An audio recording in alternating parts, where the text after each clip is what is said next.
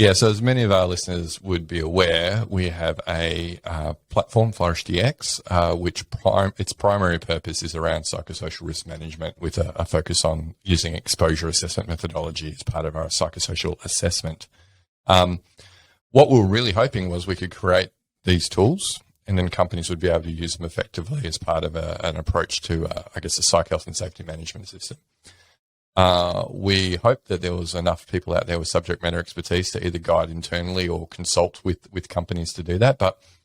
yeah, we're just finding there's a lack of people to actually do the consulting, the hand-holding to help companies to establish their systems and processes and then be able to use FlourishDx effectively.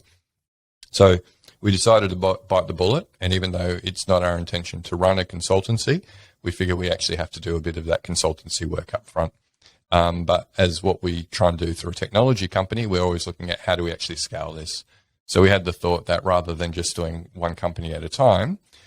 we would look at doing a cohort-based program where we could actually take on a number of companies at the same time and develop even a community of practice as part of that. And so with that in mind, earlier this year, we set out with the intention to get, half a dozen to a dozen Australian companies, focusing on obviously the fact that the regulations have come out already in New South Wales and other companies are looking at adopting them shortly, but using that as a bit of a driver to get interest.